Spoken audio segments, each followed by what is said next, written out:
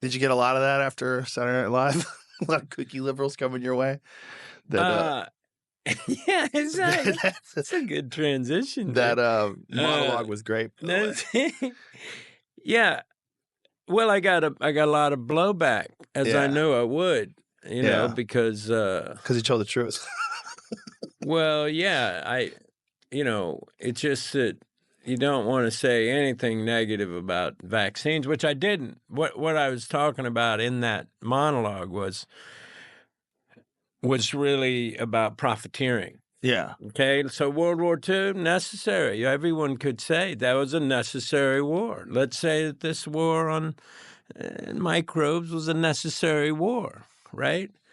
Why is anyone profiteering? Yes. Why did Pfizer get to make $100 billion in 2021? Right. Anyway, Why did the government profit off of it? The profiteering of war is just wrong. Like, okay, if you say that it has to be, there's conflicts happening right now I disagree with, but I'm wondering, why are people making money off of it? Right. You know, even if you think you have a legitimate vantage point from the other side of it, why does someone get to make so much freaking money off of it? Yeah. Yeah. It's the dirtiest aspect of human beings. We'll find a way to profiteer off of everything. Yeah. Everything and anything, even if it's just, and they'll prolong just things in order to make more profit.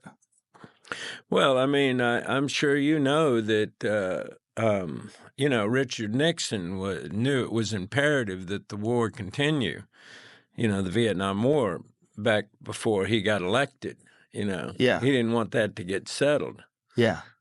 And there's a great phone call. I don't know if you've listened to any of Johnson's phone calls, Lyndon Johnson. What phone call? There was a phone call he had with Nixon, saying, "Hey man, you're going against the peace," because he was trying to get a peace to go before the '68 election, right? Which he eventually just bailed out of anyway because he could see he was going to lose it, Johnson. I don't, maybe you haven't.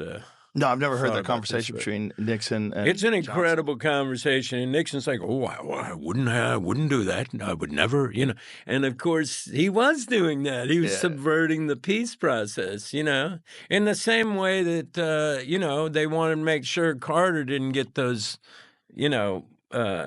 those guys released in Iran. Yeah, I always wondered about the Vietnam War, how much of it was about heroin. 3 days before 1968 presidential election, President Johnson contacted Senate Majority Leader Everett M. Dirksen to inform him the White House had received hard evidence from the Federal Bureau of Investigation.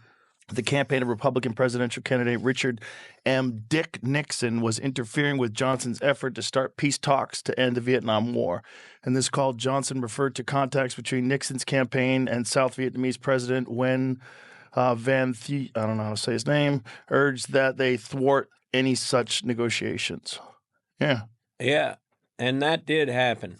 And also, they definitely, Bush, the senior Bush, George Bush Sr., he met with the leaders of the Iranian, I don't know, what do you call it, party, whatever, before the election, the fight between Carter and Reagan, and insisted they needed to not be letting those hostages go. Right. And so I met Carter in Austin, or rather in Atlanta, I don't know, 3 years ago, right? It's very exciting for me because I've always been a big fan of Carter. I think he's the best president in my lifetime. And I talked to Carter, and he was like, and I said, I'm sitting there, I'm thinking to myself, is there a better time to ask? When am I going to have another time? Right. And so that was known as the October surprise, right? Right. That Bush met with those guys. Anyway, I just said, I'm going to ask him. I said, well, I just wonder, is there any truth to the October surprise. And he looks at me like he hadn't heard this question lately, right? And he looks at me and he goes, well, I never talked about this publicly, but we did still have people in the White House after we left who were there during the Reagan administration. And they confirmed it was true. Yeah, of course it was true. It was too obvious. The hostages get released right after Reagan gets elected. They released them on the day he took office. Yeah. Ridiculous. Yeah. It's kind of disgusting. Very disgusting. Yeah. But I mean, I don't want to be one to talk ill of American government. Far be it for me.